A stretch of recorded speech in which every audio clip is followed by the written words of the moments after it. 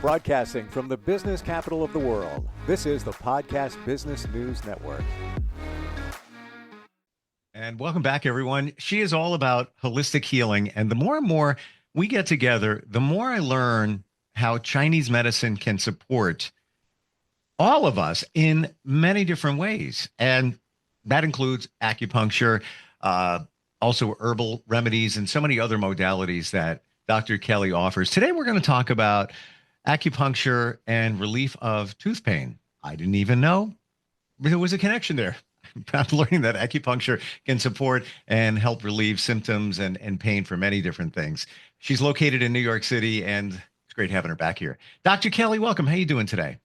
I'm doing good, Steve. How are you? Thank you. Very well. I'm getting educated here, and that went from somebody like myself, and I think that represents many having a fear of acupuncture because of the needles, and we identified that they're so fine most times you don't even feel them, maybe a little pressure, but also the things that acupuncture can help with. One of those is tooth pain.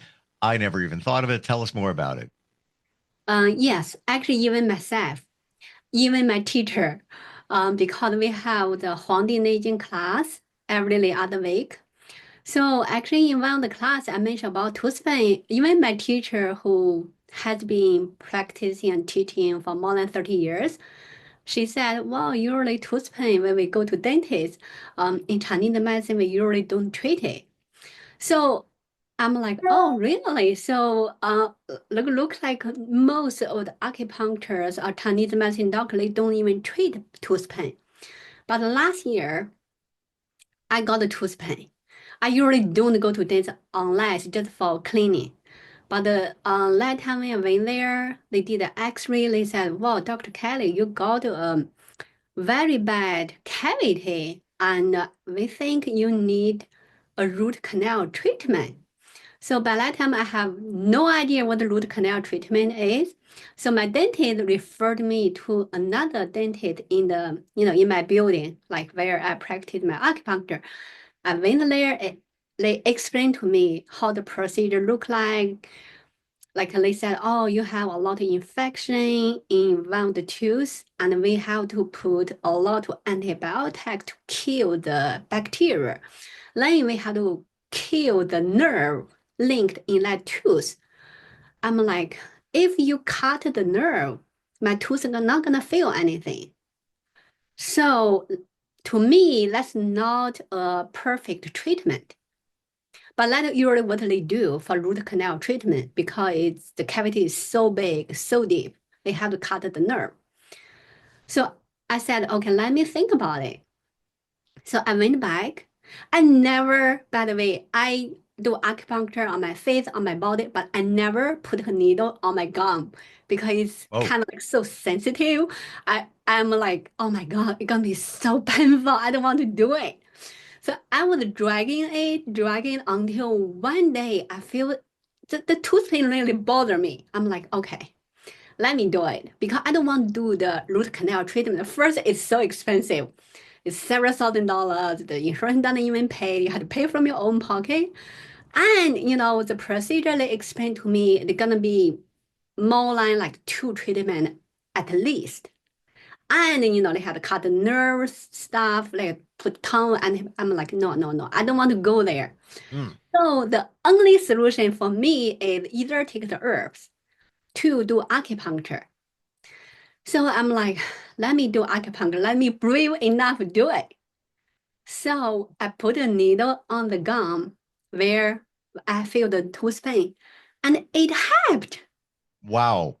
Yes, I was so happy. I'm like, oh my God, acupuncture can treat tooth pain. Oh my! Thank you for your transparency, and I love it.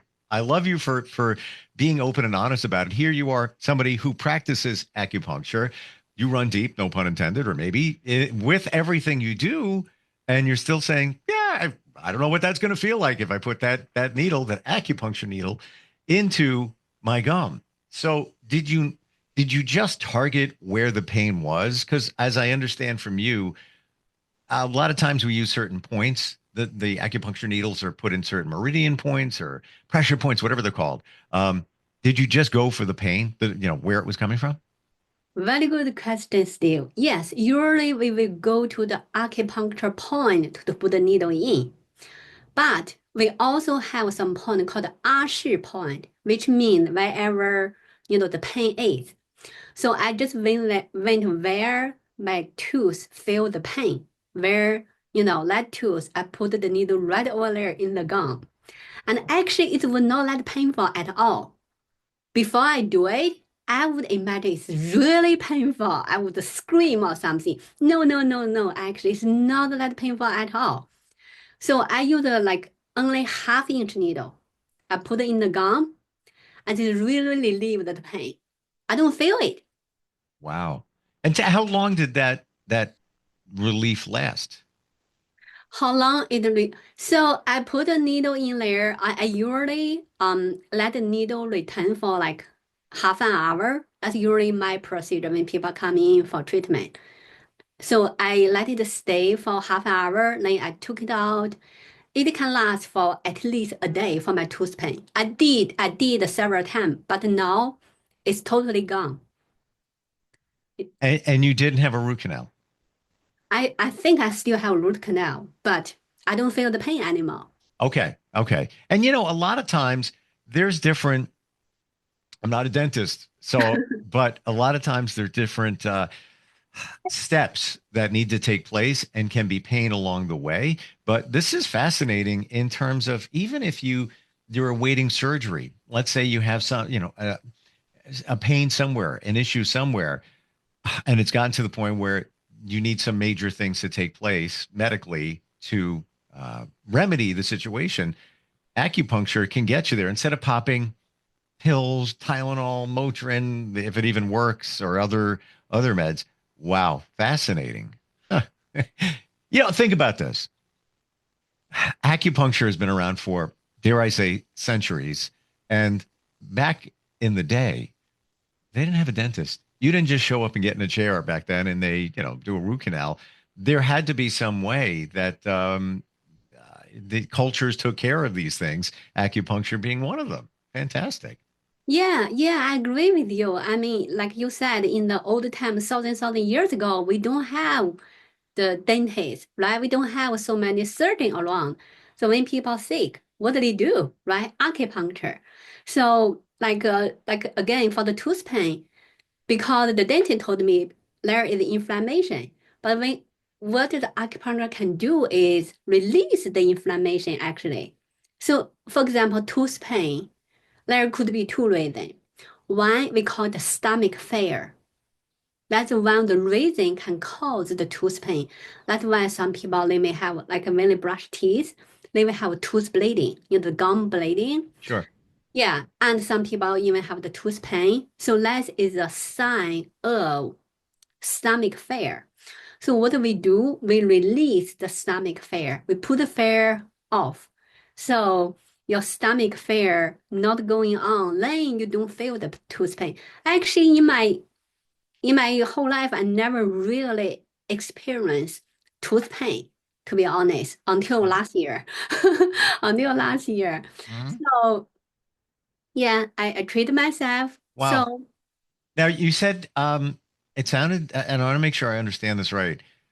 Bleeding gums, yeah, issues with that. That's related to the stomach.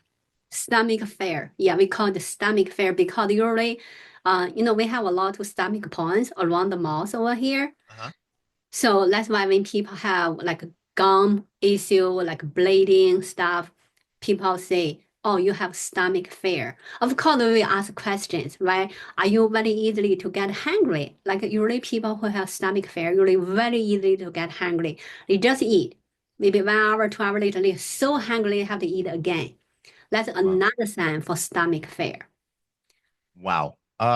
This is fascinating. The more we learn, the more I talk with you, the more we learn. And I've got who is this? This is Michelle, checks in from Detroit. By the way, you can always reach us instantfeedbacksteve@gmail.com. She says, thank you for your talk. I'm researching acupuncture and wondering if you could tell me if it can help with migraine headaches. Oh, I have so many migraine patients. Even myself, actually, I use myself a lot as an example. That's actually, to be honest, I didn't really had it at all. That's how I got into Chinese medicine field. It's because of my own condition. I used to have migraine every week, even more than once a week. It's horrible. Migraine is horrible. Mm, What I experienced before is like you couldn't do anything, you want to throw up, and it's only on one side. It's like you don't want to look at anything, you want to turn off the light, you want to be in the dark room. I know migraine is horrible, but I didn't have it for like many, many years. I stopped it because I treated myself, and I still have patients coming in for migraine. Actually, yesterday, I had a patient coming in. So she had been coming in for maybe about a month. So she come in usually like once or twice a week. She also used to have migraine also, but now she said she barely have it anymore. Even she kind of like have it, she said doesn't even bother her. So wow.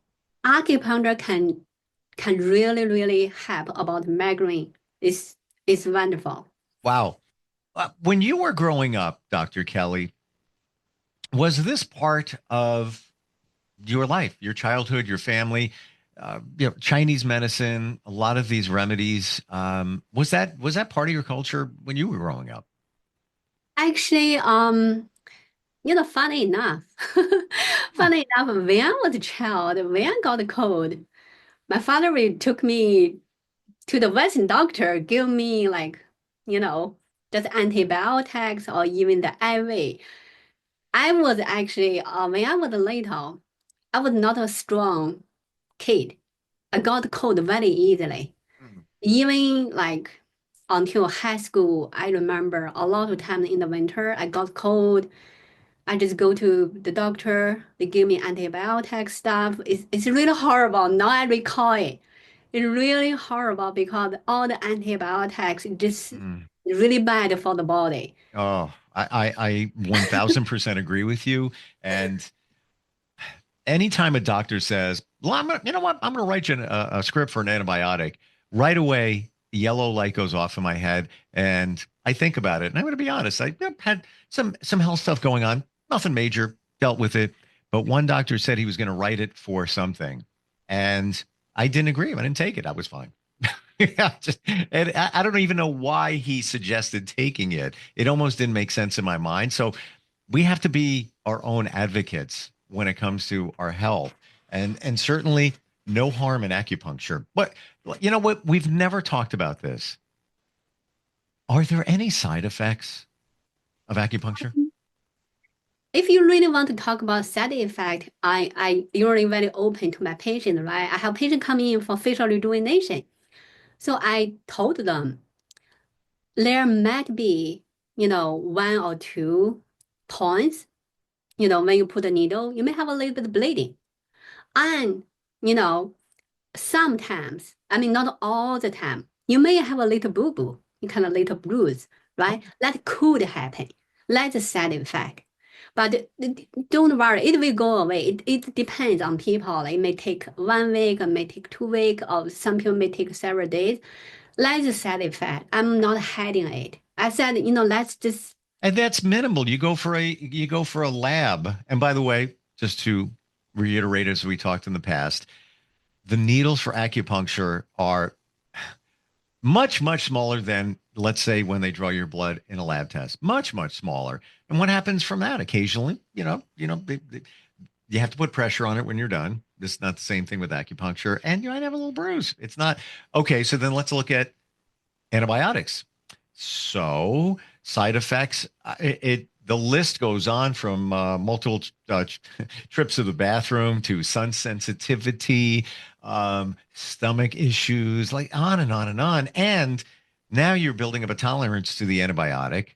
So I don't run deep in this, but as I understand it, when you need to take the next antibiotic, now you got to get something even stronger.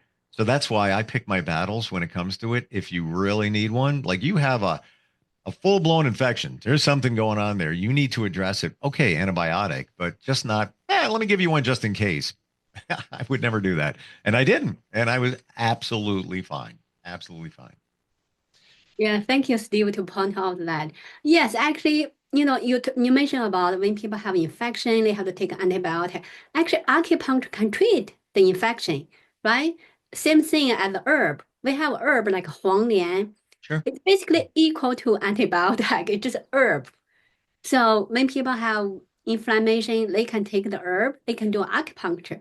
Just like what I mentioned about tooth pain, because the dentist told me is this inflammation, some bacteria over there.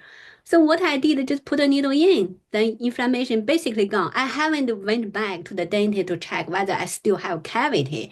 I'm thinking maybe I still have cavity, but doesn't matter. I still have it or not. At least the inflammation is either totally gone or at least minimize. It doesn't bother me anymore. So Mm. it's not only antibiotics can take care of the inflammation. We can use acupuncture to take care of it. We can use herb to take care of it. The side effect is basically like zero compared with antibiotics. Wow. And inflammation, as I'm learning, is almost everything. Everything that ails us, there's an inflammation taking place causing it. What about, let's say, somebody has a sinus infection? Very discomfort. It's just annoying. Usually get an antibiotic if it's bad enough. Acupuncture for that sinus infection. Can it help? Yes, I have so many patients come in for that. Even Wow. young kids like 12-year-old. Yeah, they come in. I have a sinus infection, running nose, headache. Same thing. I put like needles like on like beside the nose and some with some other points, along the channel and the lung channel. So it helps them. Literally, I have a patient. He said that he used to like, blow his nose even, but after he got treated with acupuncture, he said his nose is so clean and he can breathe. He doesn't need any medication anymore. So Mm. acupuncture does can help. How about some of the other medical challenges that we go through that we might not think about to use acupuncture for? We're identifying some of the major ones, and some of the other ones like tooth pain. But are there other challenges that acupuncture can support? Yes, actually, people who over 40 or people even maybe even younger than 40 can experience tinnitus. They have the Sure. high pitch or low pitch in their ear. It's bother them. So I literally have this patient. He came in. He said, I went to all the doctors, the best doctor in New York City in Manhattan, and they did all the tests. They said, oh, he's only like in his early 40s, 42 maybe or long. They said, oh, just because of aging. They couldn't tell any reason why he had the tinnitus. So they said, oh, just because you're aging. He's only 42. He's not old. But they couldn't find out the reason. They said, oh, just aging. So, What was causing it, or did you ever was it ever figured out? so yes, in Chinese medicine, the ear lining usually related with liver or kidney. So I check his tongue, I check his pulse, ask questions. So I said, so your problem, your ear ringing is related with liver failure. So because he has stress job, he running his own company, he has a lot of patients who are very rich and powerful. So he need to really take care of his clients. So he's making a lot of money, but on the other side, he's under a lot of stress. He had to really take care of his client's problem. Sure. So his liver failure bother him. That's why he got the ear ringing problem. So he came in, I treated him. He said the frequency got so much less and Oh. the volume got so much down. Where, gotta ask, when you're treating somebody for that, where do the needles go in? Around the ear or no? Very good question. So there are some points just like in front of ear over here. There are 3 points I'm using to treat the ear ringing. But of course, I will use some points on the hand. related with channel because it's related with the liver and gallbladder. So I use some points on the hand for, we call it sanjiao, because sanjiao and the liver and the gallbladder, they are all like Shaoyang channel. This is a little bit too detailed about Chinese medicine. So I use the point on his feet. That's a gallbladder point. So Wow. yeah, so it's combination. I never just use the one point. So it's always a point combination to treat a problem. But it did help. He's very happy actually because my office on Lexington Avenue and East 60th Street. He live on Park Avenue and East 60th Street. He's like basically my neighbor. So he coming almost every day. Wow. Oh, how great would that be? Just now, when you're putting in the acupuncture needles, are you always knowing where they go based on your experience and the physiology of the body? Or are there some times where you're like, you know what? I'm just going to try it there. Let's see how that works. Um, Usually I kind of know where it's gonna go because we studied the points. I know Sure. anatomy, so we know. So that's why some point, for example, on the shoulder, some people have the shoulder pain, shoulder tightness. So I usually have a point over here, but it's very helpful.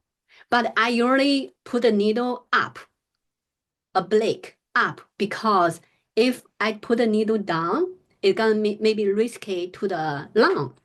So that's why if we know where the needle gonna go, it's no risk because you know where the needle gonna go, right? But if you don't know, you just put the needle in if it's not in the correct position, and it may cause some, problem. So, but we all learned where is the risk point, how do you needle it, how Sure. big the needle should be. In that way, it's all safe. And you're not putting in the needle in very far typically, right? Usually we don't unless I know, for example, on the hip, I know the muscle is big, there's nothing risky, and the patient have really deep pain. I may use a long needle, but I know that is safe. Wow. How many different size needles are there? So we have like half inch, we have 1 inch, 1.5, 2, 3 inch, 4 inch, even longer. Wow. Wow. Didn't know. And are they all just as fine, or when you go to the 4-inch needle, does it actually get thicker? Yes, actually, usually the longer, usually the needle a little bit thicker because if very long and too thin, gonna be very hard to put it. Yes, because it would be just too flexible at that longer length. Wow. Yeah. Learning. I'm getting it. I'm picking up on it. Fantastic. Dr. Kelly, I know you're in New York City, and you can help people, you can support people, not with acupuncture virtually, but certainly, on the herbal level and some of the other things you offer. What's your website? My website is kelly121acupuncture.com. And on the office phone number is 347-885-1865. Thank you so much for today and the insight and also your honesty about, the tooth situation. Um, it's real. You were wondering how it was going to work, and it worked fantastic. And here we go. It goes back to what I always say. A lot of times we all worry about things that we don't even need to worry about. It's just we're wired that way, to think about it. Thank you so much. I really appreciate it. Thanks for being here today. Thank you, Steve.